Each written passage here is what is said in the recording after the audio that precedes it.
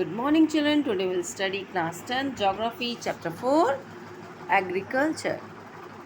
Agriculture in India. You can see India is agriculturally important country. Okay, about two-thirds of its population is engaged in agriculture activity. Okay, agriculture is a which pro- primary activity which produce most of the foods that we consume. Besides food grains, it it also produces raw materials for the various industries. India में हमने देखा है कि बहुत जो ज़्यादा से ज़्यादा जो पॉपुलेशंस है वो इंगेज होती है एग्रीकल्चर एक्टिविटीज़ में इंगेज होती है, ठीक है। और agriculture is a primary activity. और किस तरीके से हम लोग एग्रीकल्चर पे डिपेंड है, जैसे कि हम इंडस्ट्रीज़ भी एग्रीकल्चर पे डिपेंड होती है। फूड ग्रेन्स के लिए, ऑक्यूपेशंस के लिए हम एग्रीकल्चर पे डिपेंड होते हैं। इंडस्ट्रीज़ कैसे डिपेंड होती है एग्रीकल्चर पे? दे गेट उनको रॉ मटेरियल, उनको क्या चाहिए, रॉ मटेरियल चाहिए होता है इंडस्ट्रीज़ के लिए, तो जिसके द्वारा इंडस्ट्रीज चलती है ना। तो एंड फूड ग्रेन्स के लिए आप डायरेक्टली हम एग्रीकल्चर पे डिपेंड रहते हैं, ओके। और ऑक्यूपेशंस अबाउट वही बताया, टू-थर्ड्स ऑफ पॉपुलेशन जो है हमारा इंगेज रहता है कहाँ पे? दैट इज़ एग्रीकल्चर एक्टिविटी में इंगेज है, okay. Did you know India is a second in the world in the crop output next to China. 1.4 million square kilometers of the land in India is under cultivation. Okay, agriculture is the India's biggest economic sector and employs 52.1% of the total workforce. Okay, types of farming. First, over years, cultivation's method in India have changed significantly depending upon the characteristic of the physical environment, technological know-how, and the socio-cultural practice. Farming varies from the subsistence to the commercial farming. हमारी जो farming है वो Asian times में अलग थी, फिर बाद में उसमें जैसे जैसे टाइम बढ़ते गया, आगे चलते गया, मॉडर्न होता गया, टाइम के साथ साथ क्या है, चेंजेस भी आते गए हैं। तो हमारे यहाँ पे 3 टाइप्स ऑफ फार्मिंग हम पढ़ने वाले हैं इसमें। That is a primitive subsistence farming, intensive subsistence farming and the commercial farming.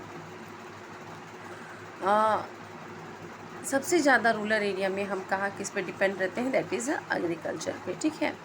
तो हम सबसे पहले पढ़ेंगे प्रिमिटिव सब्सिस्टेंस फार्मिंग के बारे में। हम पढ़ेंगे क्या होता है primitive subsistence farming. Primitive means old, okay. इसका मतलब ही होता है ओल्ड मीन्स पुराना, मीन्स पुराने समय में किस तरह से लोग अपने जीवन का यापन करते थे, किस तरीके से अपने जीवन को चलाने के लिए वो खेती किया करते थे, ये सबको मेथड्स है, okay. Primitive method, primitive this type of farming is still practice in few places. अभी भी कहीं कहीं पर ये फार्मिंग को यूज़ किया जा रहा है इंडिया में। It is practice on the small patches with the help of the primitive tools like a hoe, dowel, and digging sticks and family or the community labors. These types of farming depends upon the monsoons, natural fertility of the soil and the suitability of the other environmental conditions. इस farming में क्या होता है, लोग old methods of जो tools हैं farming के, जो ओल्ड मेथड्स हैं उनको यूज़ करते हैं इसमें। और आज भी वो किस पे डिपेंड है? मानसून पे। इरिगेशंस के लिए मीन्स उसमें के लिए वो मानसून पे डिपेंड होते हैं। और they use the natural fertilizer for the fertility, है ना। लोग नेचुरल चीज़ों पे डिपेंड होते हैं ये लोग, और ये स्मॉल पैचेस ऑफ लैंड में किया जाता है, ठीक है। अब इट इज़ ऑल्सो, इसको और हम क्या कहते हैं प्रिमिटिव फार्मिंग को? स्लैश एंड बर्न फार्मिंग भी हम कहते हैं, okay. Cultivation farmers clear a patch of land and produce a crops to sustain their family. the soil fertility decreases, the farmers shift dust and start cultivating in the same way on the fresh patch of land. This allows the natures to replenish the fertility of the soil. Productivity in this type of farming is low as the fertilizers or the modern inputs are not used. देखिए, अब slash and burn farming में क्या होता है, पहले आपके पास क्या है, एक समझ लीजिए एक पैच ऑफ लैंड है आपके पास एक ज़मीन का एक टुकड़ा है। आपने यहाँ पर क्या किया, यहाँ पर पूरे फॉरेस्ट थे, जंगल था, पूरा आप खेती कर रहे थे, जो भी था ना यहाँ पे सब था। आपने क्या किया, इसको पूरा इस एरिया में इसको क्या किया, कट कर दिया आपने। अब इसको कट कर दिया। कट करने के बाद आप इसको क्या करते हैं, थर्ड स्टेप में आप यहाँ पर फायर आग लगा देते हैं। ठीक है, इस जगह पे आप क्या करते हैं, फायर लगा देते हैं। अब ये जो फायर हो गए तो ये पूरा किस में बन गया, ऐश, मतलब राख हो गया। अब ये यहाँ पे क्या हो गया, ये ऐश हो गया। अब ऐश के साथ ये क्या करेंगे, ऐश के साथ यहाँ पे ये सीड्स को क्या करते हैं, मिक्स कर देते हैं। उस सीड्स को क्या करेंगे, मिक्स कर देंगे और मानसून के आने का वेट करते हैं। जब मानसून आता है, बारिश आती होती है, तब ये सीड्स क्या है, नेचुरल वे में वहाँ पे ग्रो करते हैं। ठीक है, और इसमें कोई भी ये केमिकल यूज़ नहीं किया जाता है। ठीक है, और जब क्रॉप पक जाता है तो अब इसे हार्वेस्ट करते हैं वो लोग। ठीक है, और ट्राइबल कम्युनिटी इसे प्रैक्टिस करती है। ट्राइबल कम्युनिटी के जो लोग हैं वो इसे प्रैक्टिस करते हैं। ठीक है, इसे शिफ्ट फार्मिंग भी कहा जाता है। इसे हम कहते हैं शिफ्ट फार्मिंग भी हम कहते हैं इसे। ठीक है, इसे हम शिफ्ट फार्मिंग भी कहते हैं। शिफ्ट फार्मिंग में कहा जाता है क्योंकि यहाँ पर जो पैच ऑफ लैंड है ना, पहले क्या है, उसमें आप खेती कर रहे थे, उसमें लगा रहे थे चीज़ें। फिर क्या होता है कि कुछ समय के बाद आप कल्टीवेट करते जाते हैं तो वहाँ का जो सॉइल की जो फर्टिलिटी है क्या है, वो क्या हो जाती है, कुछ सालों में ख़त्म हो जाती है। तो उस पैच ऑफ लैंड को छोड़ के वो लोग उस पैच ऑफ लैंड को इस तरीके से छोड़ देते हैं और उसके बाद वो उसको क्या करते हैं, दूसरे पैच ऑफ लैंड में खेती करना शुरू कर देते हैं। क्योंकि patch of land is cleared by the farmer, it is being cultivated for the 10 और 15 ईयर्स। और इतने ईयर्स कल्टिवेशन करने के बाद क्या होता है, सॉइल की जो नेचुरल फर्टिलिटी होती है वो ख़त्म हो जाती है। तो इन्हें क्या होता है, उसको छोड़ के न्यू प्लेस में शिफ्ट करना होता है। फिर उस जगह को छोड़ के वो नई जगह पे शिफ्ट कर जाते हैं। इसीलिए हम इसे शिफ्ट फार्मिंग भी कहते हैं। Okay, productivity soil. और यहाँ पर क्या होता है, यदि हम एक लगातार एक ही जगह पे खेती कर रहे हैं तो उससे क्या होता है, प्रोडक्टिविटी जो होती है सॉइल की वो ख़त्म हो जाती है। क्योंकि नेचुरल फर्टिलाइज़र पे, क्योंकि वो लोग ज़्यादातर तो नेचुरल फर्टिलिटी पे ही डिपेंड है और कुछ तो यूज़ नहीं कर रहे हैं वो लोग, नेचुरल चीज़ पे ही है डिपेंड, और फर्टिलाइज़र्स यूज़ नहीं करते हैं। एक फ़ायदा इससे ये होता है, जब वो लैंड्स को छोड़ देते हैं, उसको एक पैचेस ऑफ लैंड में काम किया बहुत दिन तक, उसमें कल्टीवेशन किया, फिर उसको वो छोड़ के दूसरे लैंड पे चले जाते हैं। तो इससे क्या होता है कि नेचुरली क्या होता है वहाँ पे कि जो सॉइल है वो रिप्लेनिश हो जाती है और रिप्लेनिश होके वो क्या हो जाती है, फर्टाइल हो जाती है। ठीक है, this allow the nature to replenish the fertility of the soil. ये नेचुरली क्या होता है, वो सॉइल जो है वो फर्टाइल हो जाती है। ठीक है, बहुत समय तक ऐसे छोड़ने से फिर वो सॉइल, आप जैसे कि क्या किया इसने, पहले वही बताएं, यहाँ पर एक ज़मीन का टुकड़ा, पहले यहाँ उन्होंने खेती की पूरा, फिर यहाँ पर सोनू को उसको छोड़ दिया क्योंकि ये फर्टिलाइज नहीं रहा, इसकी फर्टिलिटी ख़त्म हो गई। फिर उन्होंने यहाँ पे शुरू कर दिया खेती करना। फिर कुछ सालों के बाद यहाँ की फर्टिलिटी हो जाएगी, रिप्लेनिश हो जाएगी ऑटोमेटिक नेचुरल वे में, फिर ये वहाँ जाके फिर से खेती कर पाएंगे। ठीक है, fertility of the soil, productivity in this type of farming is low. और यहाँ जो प्रोडक्टिविटी है इसमें बताया मैंने कि लो होती है क्योंकि ये फर्टिलाइज़र्स और मॉडर्न इनपुट्स हम यहाँ पे यूज़ नहीं करते हैं। ठीक है,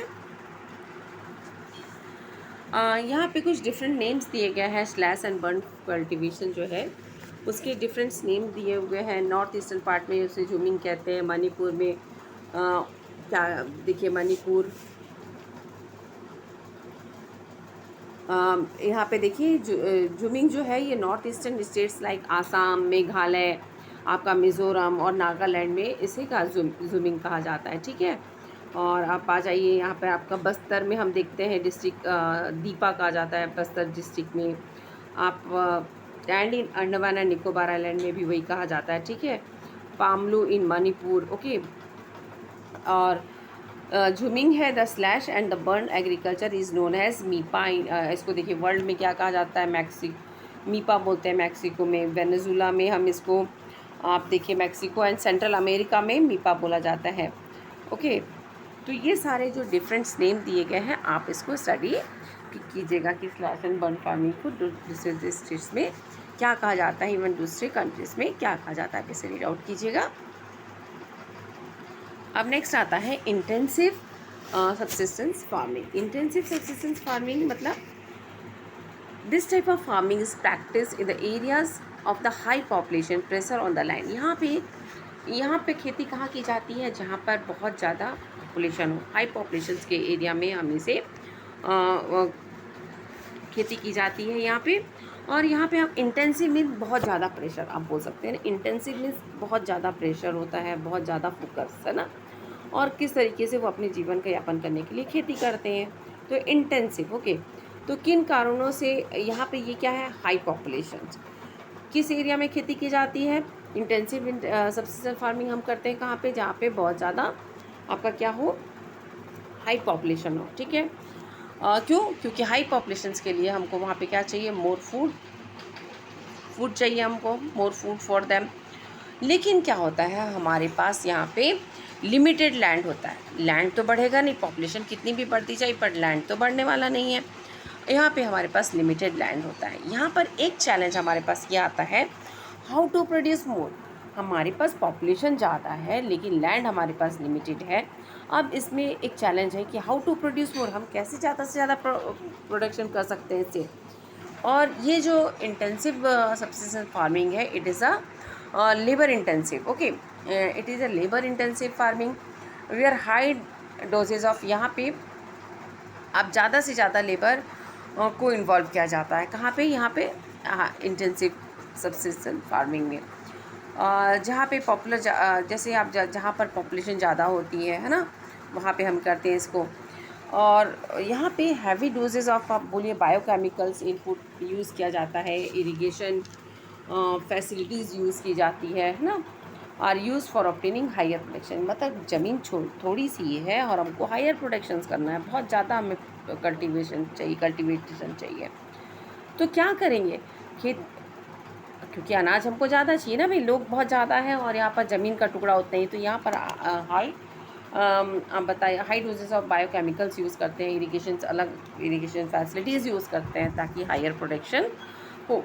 दो the right of inheritance leading to the division of the land among the successive generations have rendered land holding size uneconomical. The farmers continue to take the maximum output from the limited land in the absence of the alternative source of livelihood. Thus, this is an enormous pressure on the agricultural land. अब देखिए, अब क्या होता है, मान लीजिए किसी किसान के पास 30 एकड़ खेती थी। राइट ऑफ इनहेरिटेंस मीन्स पुश्तों दर पुश्तों जो होती है वो खेती बढ़ते जाती है। कैसे, देखिए आप, एक किसान है जिसके पास 30 एकड़ की खेती थी। अब 30 एकड़ की खेती थी तो उसके 3 बेटे थे, ठीक है। एक किसान था, उसके पास 30 एकड़ खेती थी, उसके लेकिन 3 बेटे थे। अब जब किसान मर गया तो वो 30 एकड़ खेती क्या हुई, इन 3 बेटों में डिवाइड हो गई। तो हर एक बेटे के पास कितना आया, 10-10 एकड़ खेती आई। अब मान लीजिए हर बेटे के पास अब 10-10 खेती आई। अब मान लीजिए किसी एक बेटे का क्या हुआ, फिर से 2 बेटे हो गए, तो फिर वो खेती क्या होगी, 10 एकड़ की खेती फिर से फर्दर डिवाइड हो जाएगी 5-5 एकड़ में।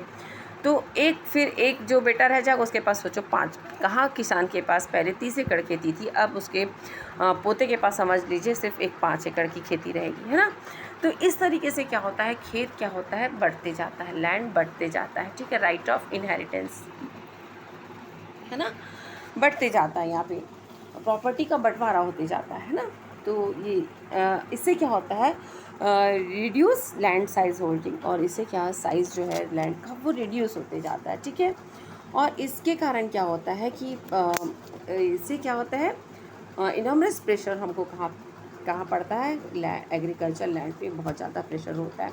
अब मान लीजिए वो 5 जितना अच्छी खेती वो 30 एकड़ खेती में कर सकते थे, अनाज अच्छे से उगाते थे, लेकिन वही अब इंसान वो 5 एकड़ खेती है जिसके पास, अब मान लो उसके भी 2-3 बच्चे हो गए तो क्या होगा, वो लैंड के टुकड़े तो और छोटा छोटा टुकड़ा होते जाएगा, लेकिन उसको अपने घर में जो पालन पोषण करना है तो उसके लिए तो उसको पूरा कि कहाँ प्रेशर वो ज़्यादा देते हैं, फिर एग्रीकल्चर लैंड पे ज़्यादा प्रेशर पड़ता है। ठीक है, 12% of the world's farms land is in India. Okay. Now, commercial farming. Commercial means business oriented. Okay, business oriented. वो खेती जो आप बोल सकते हैं बिजनेस के लिए की जाती है, मीन्स आप जो भी क्रॉप लगाएंगे उसको आप सेल करेंगे और उससे आप इनकम कमाएंगे, है ना। Commercial farming is that type of farming where the produce is sold to earn profit. Okay, to earn profit. In this type of farming higher doses of, अब कमर्शियल फार्मिंग में क्योंकि we have to earn profit तो यहाँ पर भी higher doses of हम क्या use करते हैं, that is HYV seeds use कर रहे हैं, केमिकल फर्टिलाइजर्स यूज़ करते हैं, insecticides, pesticides are use in order to obtain higher productivity. Higher productivity के लिए हम ये सारी चीज़ें यूज़ करते हैं ताकि ज़्यादा से ज़्यादा प्रोडक्शन हो। The degree of commercialisation varies from region to region. जो कमर्शलाइजेशन है वो एक रीजन से दूसरे रीजन में वेरी कर सकता है। जैसे कि हम बोल सकते हैं rice is a commercial crop, rice is a commercial crop on Punjab and Haryana, but in Odisha it is a subsistence crop. हम जैसे बोल सकते हैं कि हम देखते हैं कि आप देखते हैं राइस इज़ अ कमर्शियल, मान लीजिए राइस क्या है, कमर्शियल क्रॉप है किसका, पंजाब एंड हरियाणा का, लेकिन वही क्या होता है वो उड़ीसा में नहीं है ना, और वीट भी हो सकता है ना। तो हर जगह का रीजन टू रीजन जो है ये कॉमर्शियल क्रॉप जो है वेरी करता है। ठीक है, इसका कमर्शलाइजेशन वेरी करता है। ये वेरी करता है क्योंकि वहाँ का जो क्लाइमेटिक कंडीशंस है, क्लाइमेटिकल कंडीशंस के कारण किसी कहीं का जो स्टेट है वहाँ पे मिट्टी कैसी है, किसी दूसरे अनाज के लिए अच्छी होती है, कहीं पर दूसरा उसका जोग्राफिकल और क्लाइमेटिक कंडीशन दूसरे अनाज के लिए बेस्ट होता है। तो ये क्या है, वेरी करता है region to region. Now it's time for plantation. Plantation is also a type of, ये भी प्लांटेशन जो है is also a type of commercial farming. In this type of farming क्या होता है, single crop is grown on a large area. इसको आपको अच्छे से याद रखना है, single crop is grown on large area. The plantation has an interference of agriculture and industries. अब आप बोल सकते हैं कि यहाँ पे क्या मैंने बताया, single crop is grown on large area, interference of agriculture and industries. जैसे कि अब क्या होगा, आपने मान लीजिए एक पूरा खेत है जिसमें आपने क्या किया, केला लगाया, पूरे में प्लांटेशन किया, केला का लगा दिया। अब उस पूरे केले के प्रोड्यूस को आप क्या करेंगे, जो प्रोड्यूस होगा केला वहाँ से निकलेगा, तो आप उसको कहाँ लेके जाएंगे, आप ऐसे इंडस्ट्रीज़ के पास, कोई एज अ रॉ मटेरियल वो इंडस्ट्रीज़ के पास आप भेजेंगे। केला निकला तो केले के चिप्स बनाने के लिए हम कहाँ भेज सकते हैं उसको, एज अ रॉ मटेरियल वो इंडस्ट्रीज़ में यूज़ होगा। तो हम वो चिप्स जो ऐसी इंडस्ट्री जो चिप्स बनाती होगी हम वहाँ उसको लेकर जाएंगे, है ना। तो अब देखिए, और ये क्या है, कैपिटल इंटेंसिव है, यहाँ पे कैपिटल पैसे बहुत ज़्यादा लगते हैं, कैपिटल इंटेंसिव है। With the help of the migrant labours, और यहाँ पर माइग्रेंट्स लेबर्स बहुत काम करते हैं। माइग्रेंट लेबर्स मतलब जो बहुत ज़्यादा जैसे पॉपुलेटेड एरिया था, वहाँ पे काम नहीं है मिल रहा है उनको, वहाँ पे कहीं पर भी एम्प्लॉयमेंट नहीं है, वहाँ पे जॉब की कमी है, तो वो क्या आ जाते हैं ऐसे एरियाज़ में जहाँ पर इंडस्ट्रियल एरिया होता है, जहाँ पर इंडस्ट्रीज़ होती है, वहाँ पर वो आके रहते हैं। और यहाँ पर 24 घंटा वो यहाँ पर क्या मैन पावर की ज़रूरत होती है, तो वो लोग वहाँ पे काम करते हैं। तो ये माइग्रेंट लेबर्स जो है वो यहाँ पर काम करते हैं। All the produce is used as a raw material in respective industries. और वही बताया मैंने कि ये दोनों एक दूसरे पे डिपेंडेंट है। और क्या है कि आप यहाँ से जो रॉ मटेरियल निकल रहा है हम कहाँ लेके जा रहे हैं, इंडस्ट्रीज़ में। ठीक है, आपने शुगर केन लगाया तो आप कहाँ लेके जाएंगे, जहाँ पर शुगर फैक्ट्री में जहाँ पर शुगर बनेगा आप वहाँ पर उसको लेके जाएंगे। तो ये क्या है, ये all this produce is use as a raw material in the respective industries में ये as a raw material use होता है। ठीक है। अब जैसे देखते हैं कि हम यहाँ पे टी प्लांटेशन है आपका in Assam and the North Bengal, coffee plantation in Karnataka, banana plantation in southern part of India, rubber plantation in Kerala, bamboo plantation in northeast India, etc. are some important plantation crops in India. Okay. Since the production is mainly for the market, यहाँ पे मैंने बताया कि ये क्या है, business purpose के लिए रहता है, तो ये mainly for the market A well developed network. और तो इसके लिए क्या है, यदि क्योंकि इनको आपको पता है कि जो भी आप ये लगाएंगे, जो भी कल्टीवेट करेंगे, उसको हमको कहाँ लेके जाना है, प्रॉपर मार्केट एरिया में लेके जाना है, सेल करना है ना, हमको बेचना है। तो इसलिए जो नेटवर्क है मीन्स ट्रांसपोर्टेशन का है, transport facilities, communication connecting with the plantation area, processing industries and the market is present. यहाँ पे सबके साथ एक अच्छा सा आपको क्या होना चाहिए, नेटवर्क बनाना होगा। आपको किसके साथ ट्रांसपोर्टेशन पहले देखना होगा। तो जो आपने कोई खेती की तो वो तो उड़ के नहीं चली जाएगी ना वहाँ पे, उसको तो आपको ऐसा रोड गांव में भी आप बोलिए तो वहाँ पे रोड होना चाहिए अच्छा, ताकि आपको ट्रांसपोर्ट फैसिलिटी आप अच्छे से कर सकें, वहाँ से ले जा सकें एक जगह से दूसरी जगह सामान। किन किन से आपको कांटेक्ट करना है ना, कम्युनिकेशन अच्छा होना चाहिए, और ताकि आप प्रोसेसिंग इंडस्ट्रीज जो है उनसे आप बात कर सकें, मार्केट में आप जा सकें, है ना। Market is present. आप तो इस तरीके से हम क्यों तभी हम इसको आगे ले जा पाएंगे, किसको, प्लांटेशन फार्मिंग का। ओके।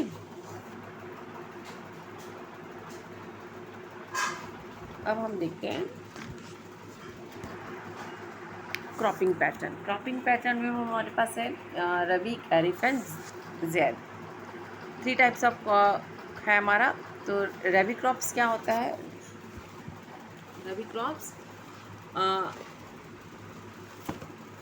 क्रॉप्स आर सोन इन, इसको कब सोन किया जाता है, आपको इसको अच्छे से पता होना चाहिए कि इसको कब सोन किया जाता है। That is in the month of, we can say, sown in winter from October to December and harvested in the summer from April to June. Okay, some of the important rabi crops are that like wheat, barley, peas, gram and mustard. Okay, these crops are grown in the large parts of India.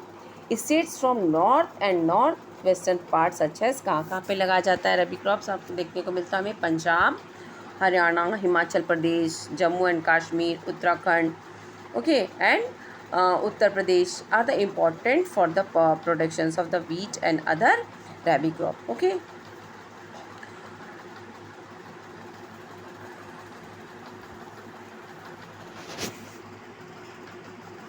Now kharif crops, ये कब लगाया जाता है। Kharif crops are grown with the onset of the monsoon के आने पर लगाया जाता है in the parts of the country and this are harvested in year. और कब काटा जाता है, हार्वेस्ट किया जाता है सितंबर अक्टूबर में। Okay, important crops grown during this seasons are paddy, maize, jowar, bajra, tur, अरहर भी बोलते हैं जिसको, moong, urad, cotton, jute, groundnut and soybean are the important crops. Okay, some of this of the most important rice growing regions are, जहाँ पे सबसे ज़्यादा rice होता है आप बोल सकते हैं कौन सा है, that is Assam, West Bengal, coastal region of Orissa, Andhra Pradesh, Telangana, Tamil Nadu, Kerala and Maharashtra. Okay, particularly we can say in the Konkan coast along with the Uttar Pradesh and Bihar. Okay, that area also, the coastal. Recently, paddy has also become the important crop of paddy. Paddy means rice. Okay, is also become the important crops of Punjab and Haryana. पहले वहाँ पर ज़्यादा से ज़्यादा wheat होता था, आजकल paddy भी होता है वहाँ पे, है ना।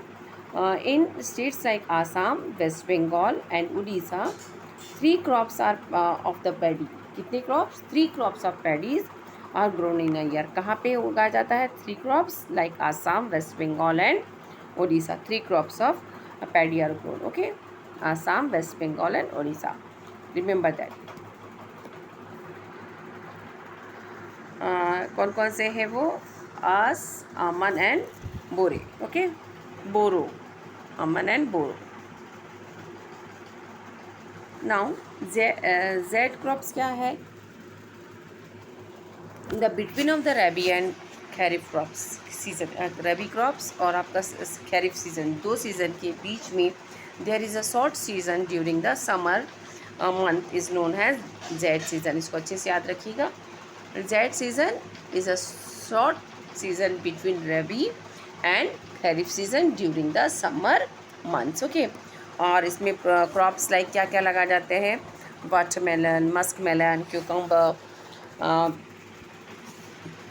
Vegetables and fodder crops. Fodder crops means जो आप एनिमल्स भी खाते हैं. ठीक है, दिस वन. और आपको ये चीज़ याद रखनी है कि शुगर कोइन जो है, sugar cane takes almost 1 year to grow. Sugar cane को पूरे 1 साल लगते हैं पूरे ग्रो होने में. ठीक है, okay. Now we will study about the major crops. Variety in food and non-food crops are grown in the different parts of the country depending upon the variation of the हर जगह के soil, climate, वहाँ का जो geographical region हो, सब environment पे depend करता है कि वहाँ पे किस टाइप का क्रॉप्स लगता है ना. तो उसी के हिसाब से हम यहाँ पे देखेंगे अलग अलग क्रॉप्स के बारे में. Major crops grown in India कौन कौन से आपके? Rice, wheat, maize, pulses. Okay, and we can say millets. okay, now ये ग्रेन्स है हमारे. और इसके अदर देन है fruit crops, other than grains. जो ग्रेन्स के अलावा जो फ्रूट ग्रेन्स है that is sugar cane, oil seeds, tea, coffee and horticulture crops. Okay, और नॉन फ्रूट क्रॉप्स और कुछ फूड क्रॉप्स भी हैं जो नॉन फूड क्रॉप्स है जिससे हम खाते नहीं हैं. दैट इज़ रबर है, फाइबर क्रॉप्स है, कॉटन है, जूट है. ओके, तो इनके बारे में हम पढ़ेंगे आगे. सबसे पहले राइस क्रॉप है. इसका क्रॉपिंग सीज़न क्या होता है? देखिए, मैं आपको अलग अलग टेम्परेचर और इसके सबसे बता रही हूँ. राइस का क्रॉपिंग सीज़न है that is a kharif crop. It is a most stable food crop and majority of the people in India eat it. Okay, in India is the second largest producer in the world after China. Here, temperature required is 25 degrees Celsius and okay, and high humidity with the annual rainfall of 100 centimeter.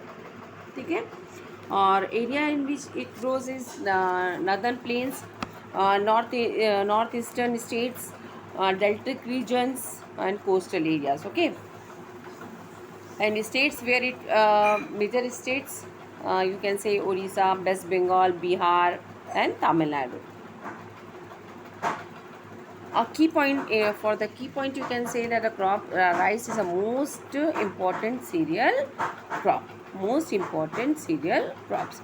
Development of the dense network of the canal irrigations and the tube wells have made it possible to grow rice in the areas of the less rainfall such as Punjab, Haryana, Western Uttar Pradesh and parts of Rajasthan.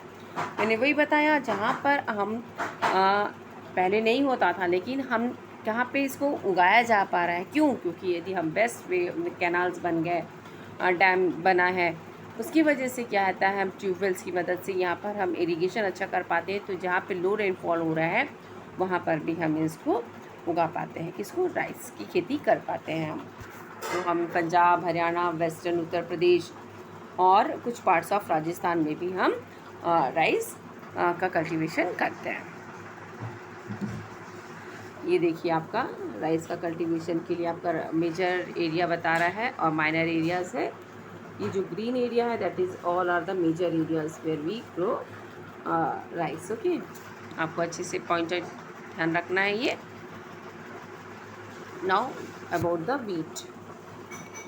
Wheat is a rabi crop, second most important cereal. It is a second most, first is a rice, but second most important cereal crop is a wheat. Or it is its cropping season is a rabi crops. It needs about main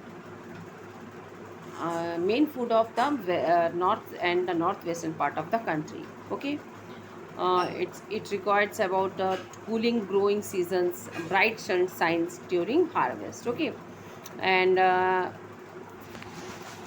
rainfall इसको चाहिए आपको, that is 50 to 75 centimetre rainfall होना चाहिए। और ज़्यादातर हमको कहाँ मिलता है, इम्पॉर्टेंट वीट ग्रोइंग जोन कहाँ पे है ये, that is in the Ganga Sutlej plain, black soil region of the Deccan, black soil region of the Deccan, you can say, we can find it is a wheat zone area. And major wheat producing states are Punjab, Haryana, Uttar Pradesh, okay, Bihar, Rajasthan, and the parts of Madhya Pradesh are the major producing states of the wheat. Okay, you have to learn all this. Second most important cereal crop is wheat. Now see here, major crops and major area and the minor area. This all are the major area. Wait, this all are the major area, okay, and all these are the minor areas.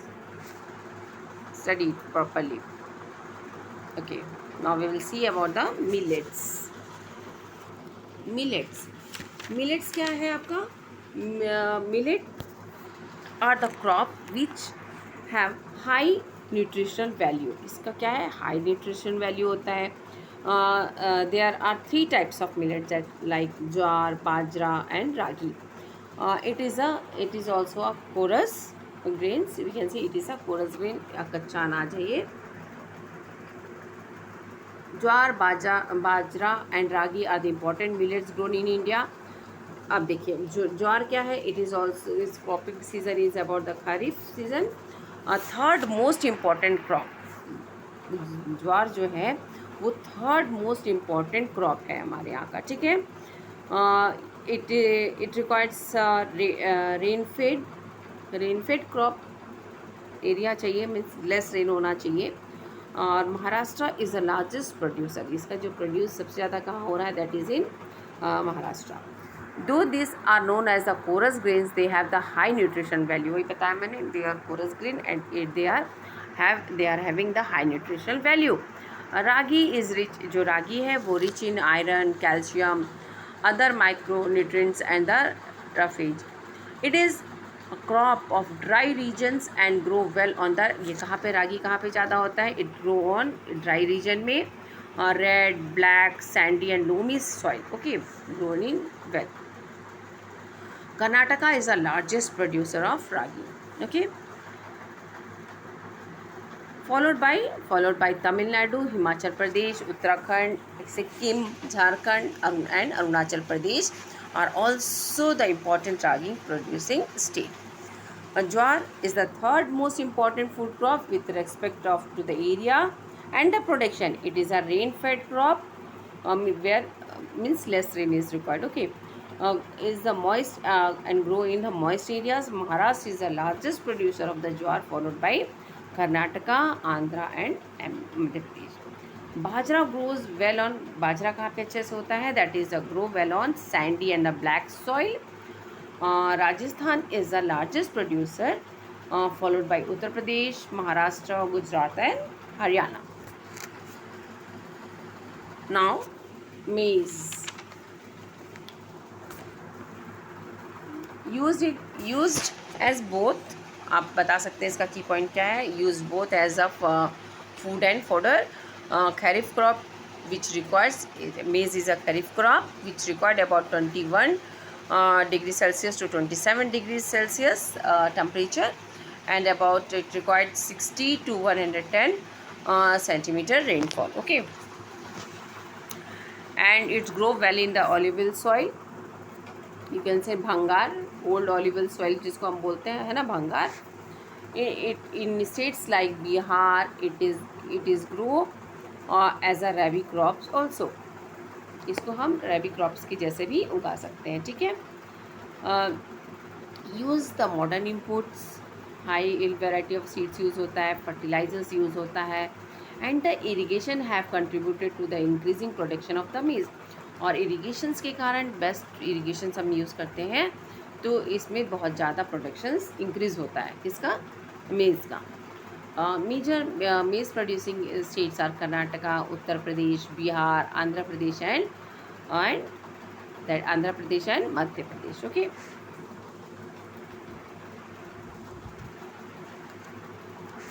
Okay. Now we will read about pulses.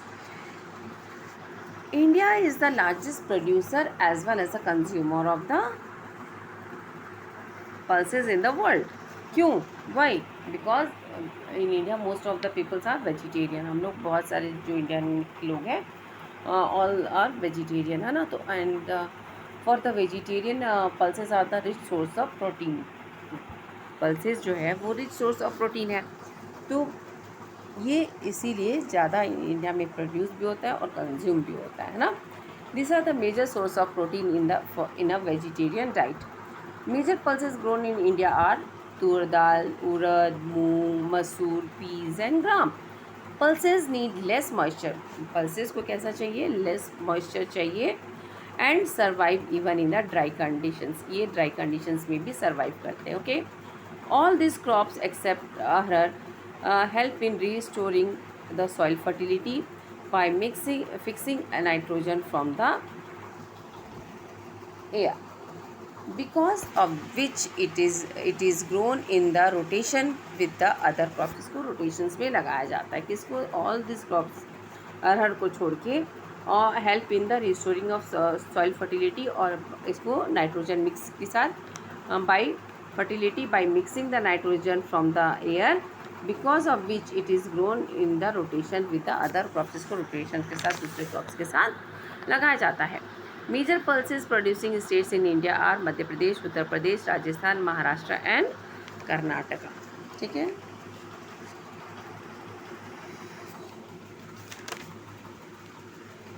Now the major crops, food crops other than grains.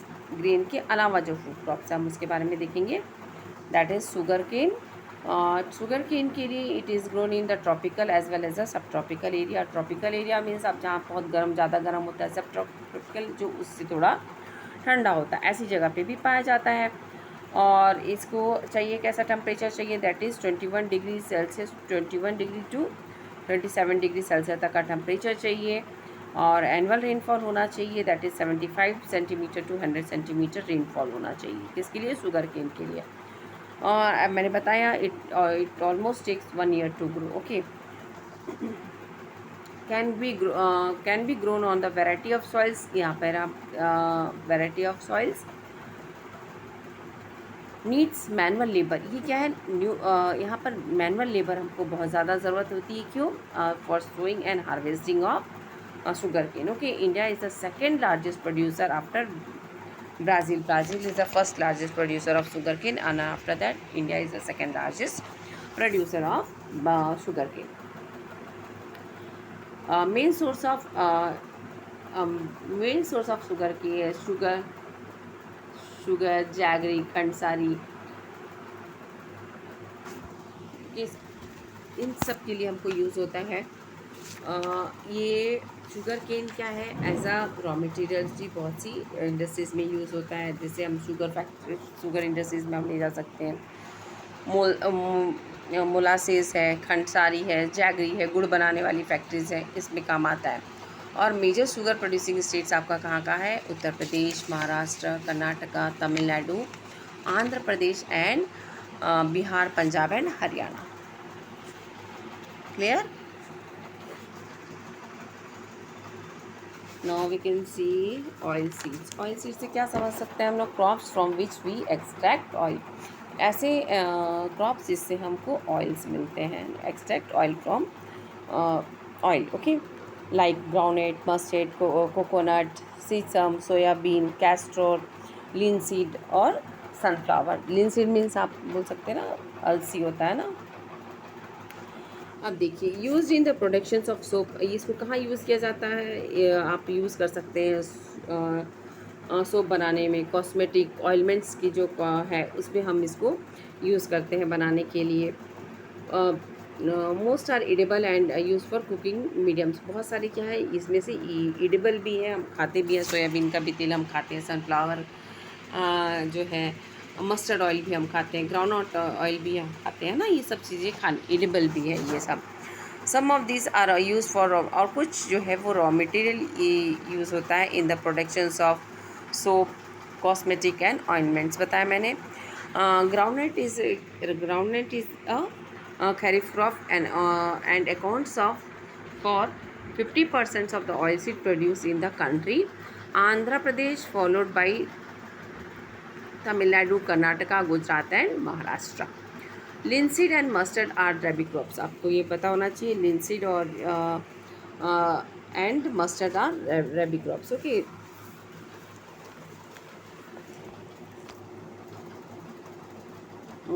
Okay. Sesame is a kharif crop in the north and rabi in South India. Castor seeds is grown both as well as a rabi and a kharif crop. ठीक है. Now tea. It is tea, coffee, all these are the beverage crops. Okay. Tea is grown in the tropical as well as also subtropical areas. It is a plantation crop. It is a beverage crop. Okay. Important beverage crops introduced by India in India by Britishers ने introduce किया India में, है ना. Grow well on the deep and the fertile well drained soil, warm and moist, frost free climate. Okay, needs a frost free climate, rich in humus and organic matter. Okay, soil जैसा कैसे rich in humus and organic matter में rich होना चाहिए. Tea bushes requires warmth and the moist free climate throughout the year. Tea requires abundant cheap and the skilled labor. यहाँ पर बहुत मात्रा में चाहे स्किल्ड होना चाहिए, चीप लेबर की रिक्वायरमेंट यहाँ पे हमको ज़्यादा होती है, ठीक है. लेबर इंटेंसिव इंडस्ट्रीज है ना, यहाँ पर ज़्यादा हमको लेबर की ज़रूरत होती है, क्योंकि आपको पता है चाय की पत्ती जो होती है हमको एक एक छोटी छोटी चाय की पत्ती तोड़नी पड़ती है ना. T is process with T का जो प्रोसेस है उसको विद इन द जहाँ पर टी गार्डन है वहीं पर इसको स्टोर किया जाता है, ताकि इसकी जो फ्रेशनेस है उसको हम रिस्टोर कर सकें. ये नहीं कि यहाँ पर हम आसाम में चाय लगाए, चाय की पत्ती लगाए और हम चले जा रहे हैं गुजरात, उसकी इंडस्ट्रीज़ गुजरात में है. जब तक क्या इतने दिनों तक तो जो फ्रेशनेस है टी की वो पूरी ख़राब हो जाएगी. तो इसका जो रिफ्रेशनेस को बचाए रखने के लिए फ्रेशनेस को इसको वहीं पर tea with in the tea garden to restore, वहीं पर इसको प्रोसेस किया जाता है, ठीक है. Major tea producing states are Assam, hills of Darjeeling and Jalpaiguri. या कुछ कट गया बेटा, देखिएगा. Jalpaiguri, okay, Jalpaiguri districts of West Bengal, Tamil Nadu and Kerala. India is the leading producer as well as the exporter of tea in the world. Now, coffee. It produces about 4% of the world's coffee. India में हमको दिखते हैं कि 4% of coffee हम produce करते हैं. About 4% of coffee. India produces 4% of the world's coffee productions. Okay. Coffee is known in the world for its quality. और यहाँ की जो कॉफ़ी है वो वर्ल्ड में क्वालिटी के कारण जानी जाती है. आप इसको Indian coffee is known for its quality.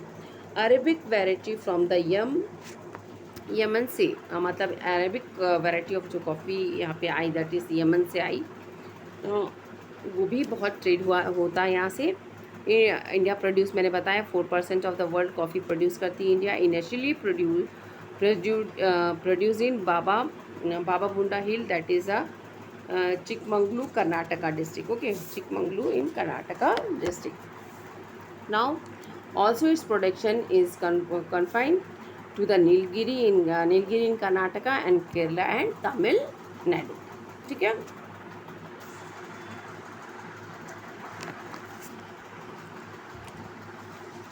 Now horticulture. आप बता सकते हैं कि मैं यदि क्वेश्चन यहाँ पे करूँ आपसे कि टी और कॉफ़ी हमने देखा है कि ज़्यादातर हिल साइड्स पे ही लगाया जाता है. टी कॉफ़ी जो है पहाड़ों पर ही लगाया जा सकता है, ऐसा क्यों? दे नीड, क्यों दे नीड इवनली डिस्ट्रीब्यूटेड सावर, क्योंकि उन लोगों को क्या चाहिए, इवनली डिस्ट्रीब्यूटेड सावर चाहिए। वाटर लॉगिन नहीं रहना चाहिए, मतलब वहाँ पे वाटर इकट्ठा होके नहीं रहना चाहिए। जहाँ पर हम टी कॉफ़ी लगा रहे हैं ऐसा नहीं कि वहाँ पर क्या है बहुत सारा पानी इकट्ठा हो जा रहा है, वैसा नहीं होना चाहिए। उनको इक्वली डिस्ट्रीब्यूटेड शावर होना चाहिए उनके लिए। और ऐसे में यदि लॉगिन रहेगा, पानी बहुत ज़्यादा भरा रहेगा तो क्या उसे पेड़ पौधे जो है, उसे प्लांट जो है वो सड़ जाएगा। टी और कॉफ़ी के प्लांट जो है वो सड़ जाएंगे, ठीक है, वो ख़राब हो जाएगा।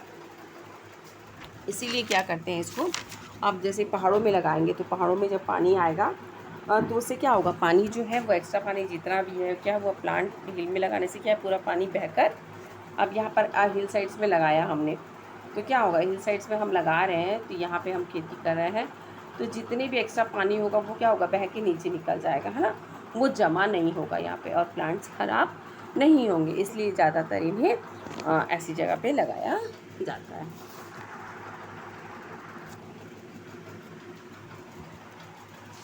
Horticulture related to fruits and vegetables. Horticulture क्या है, related to fruits and vegetables. India is the largest producer of fruits and vegetable in the world. India is a producer of tropical as well as temperate fruits. Fruits in the great demand, देखिए जैसे बताया क्या कि India के जो world wide fruits जो है यहाँ पे वर्ल्ड वाइड डिमांड है उनकी। तो आप जैसे मैंगोज़ ऑफ महाराष्ट्र बोल सकते हैं and Andhra Pradesh and Uttar Pradesh and West Bengal too, oranges of Nagpur and Cherrapunji, bananas of Kerala, Mizoram, Maharashtra and Tamil Nadu, lychee and guava of Uttar Pradesh and Bihar, pineapples of Meghalaya we can say, okay, grapes of Andhra Pradesh and Maharashtra, apples, pears, apricots and walnuts of Jammu and Kashmir and Himachal Pradesh. India produce about the 13% of world vegetable. India produce about 13% of the world vegetable, okay. It is an important producer of vegetables like cauliflower, onion, cabbage, tomato, brinjal and potato, okay. Now rubber, it is a non-food crops. Rubber is a non-food crop, okay. रबड़ के लिए क्या चाहिए, it is a equatorial crops, but under the special conditions it is grown in the tropical and subtropical area. ये equator के पास में पाया जाता है, आपको पता है, it is a equatorial crop, जहाँ पर मीन्स बहुत तेज आपको इक्वेटर में सनरेज क्या है सबसे ज़्यादा मिलती है, और वहीं पर क्या सबसे ज़्यादा सनरेज मिलती है तो सनरेज होगी और फिर क्या वाटर इवेपोरेट होगा, फिर से वहाँ बारिश भी आती है ना, बारिश भी होती है वहाँ पे, but can be grown in, लेकिन ये grown well in the equatorial climate but can be grown in the tropical and सब ट्रॉपिकल एरिया ऑल्सो, ओके। यदि क्लाइमेटिक कंडीशंस वैसा भी हमें दूसरी जगह, यदि हम उसको ऐसी जगह मतलब जैसा सेम उसको क्लाइमेटिक कंडीशन चाहिए, यदि हम दूसरी जगह भी वैसी क्लाइमेटिक कंडीशंस प्रोवाइड कर देते हैं तो रबड़ हम कहीं पर भी लगा सकते हैं। It requires moist and humid climate, उसको कैसा चाहिए, मॉइस्ट एंड ह्यूमिड क्लाइमेट, और इसको मोर देन आप बोल सकते हैं 200 सेंटीमीटर रेनफॉल चाहिए। अभी तक हमने जितने भी क्रॉप्स देखी उसमें सबसे ज़्यादा रेन किसको चाहिए, दैट इज़ रबर को, दैट इज़ अबाउट 200 सेंटीमीटर इसको बारिश चाहिए, ठीक है। It needs about the temperature above 25 degree Celsius is required for rubber. It is an important industrial raw material. Rubber जो है ये it is important industrial raw material. आप कहाँ यूज़ करते हैं, आप रबर का यूज़ हम इरेज़र बना रहे हैं, कई पर टाइप्स ऑफ ऑटोमोबाइल्स में हम यूज़ करते हैं ना। It is mainly grown in Kerala, Tamil Nadu, Karnataka, Andaman and Nicobar island and the Garo hills of Meghalaya. ये कहाँ पर लगाया जाता है, and Garo hills of equator के पास है हमारा केरला, ये सब बोलिए तो आप, यहाँ पर लगाया जाता है। और Meghalaya that is equatorial region, बहुत दूर है लेकिन रबर वहाँ ग्रो किया जाता है, दैट इज़ गारो हिल्स यहाँ पर हाईएस्ट गारो हिल्स पे भी हमको क्या है, हाईएस्ट रेनफॉल मिलता है ना, और यहाँ पे 25 डिग्री सेल्सियस टेम्परेचर के कारण ये सूटेबल वहाँ पे ग्रो हो पाता है। India ranks 5th among the world's natural rubber production. India का पोजीशन क्या है, 5th पोजीशन है। Okay,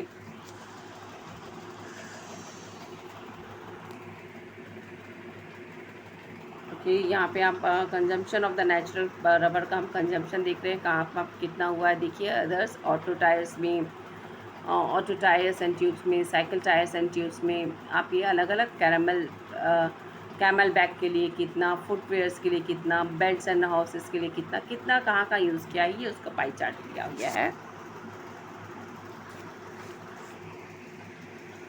now fibre crops.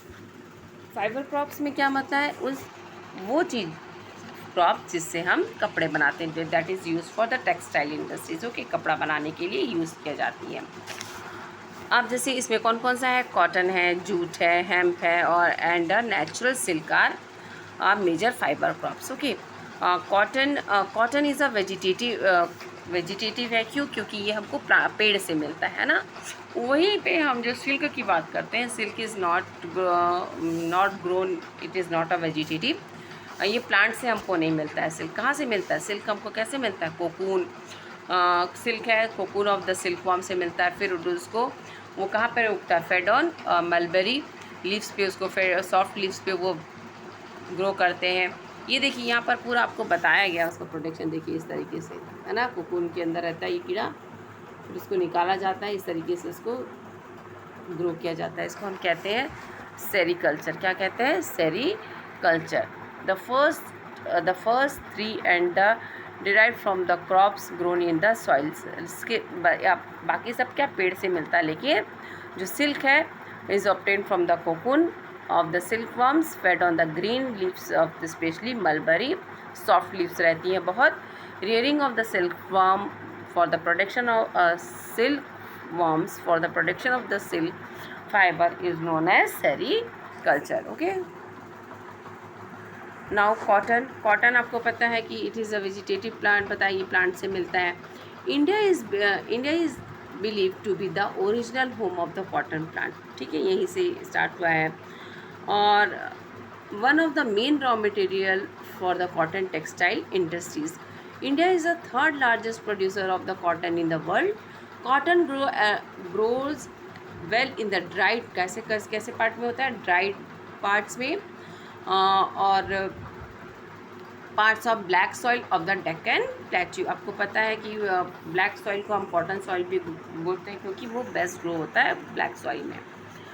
और it requires, it is a kharif crop, you can see, requires 8 to 10 months of mature. इसको 8 से 10 महीने लगते हैं मैच्योर होने में। ठीक है, एक बार आपने लगाया तो इसको 8 से 10 महीने लगेंगे इस करने में। ठीक है, और इसको एटलीस्ट चाहिए 210 डेज फर्स्ट फ्री डेज चाहिए इसको। ठीक है, कितना, 210 फर्स्ट फ्री, मतलब ऐसा फर्स्ट फ्री मीन्स आप देखते हैं ना कि बहुत ज़्यादा ठंड हो जाती है तो क्या होता है, पानी में क्या बर्फ़ जमने लग जाती है, तो वैसा नहीं होना चाहिए। फर्स्ट फ्री डेज़ चाहिए उसको, 210 फर्स्ट फ्री डेज़ होने चाहिए, और bright sunshine for growth. Okay, और ये कहाँ पाया जाता है आपका, that is Maharashtra, Gujarat, Madhya Pradesh, Karnataka, Andhra Pradesh, Punjab, Haryana, Tamil Nadu and Uttar Pradesh are the major cotton producing states.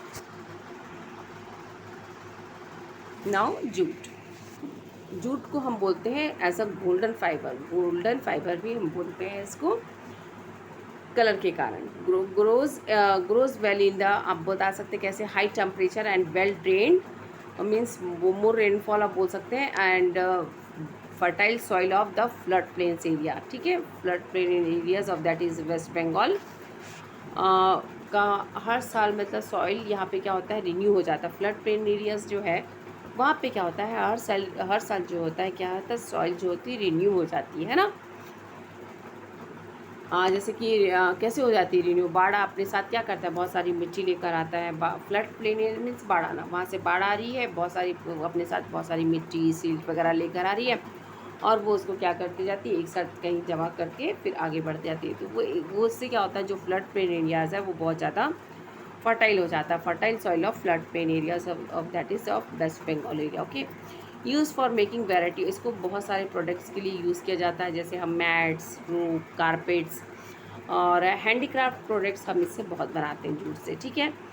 और West Bengal, Bihar, Assam, Orissa, Meghalaya are the major jute producing states. Use in making, मैंने बताया, gunny bags, bats, ropes, yarn, carpets and other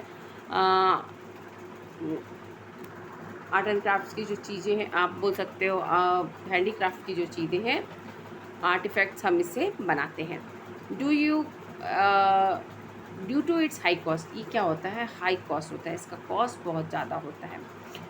okay, it is losing market to the synthetic fibre. अब ये क्योंकि यहाँ आज अब हम क्या देखिए, पहले जूट की रस्सी वगैरह हुआ करती थी तो हम उसको यूज़ करते थे, लेकिन अब इसका हाई कॉस्ट होने की वजह से लोग जो सिंथेटिक फाइबर्स हैं, नायलॉन की रस्सी वगैरह बनी हुई होती, वो सस्ती पड़ती, चीप होती, तो लोग उसको यूज़ करना रहे हैं। या और क्या होता है, जूट इसके कारण से क्या हो रहा है कि अपना मार्केट लूज़ करते जा रहा है to the synthetic fibres and packing materials, particularly the nylon से, है ना। तो क्योंकि ये हाई कॉस्ट हो, क्योंकि इसकी वैल्यू कम होती जा रही है, क्योंकि इसका कॉस्ट क्या है, बहुत ज़्यादा है। ओके, तो ये अपना लूज़ करते जा रहा है मार्केट।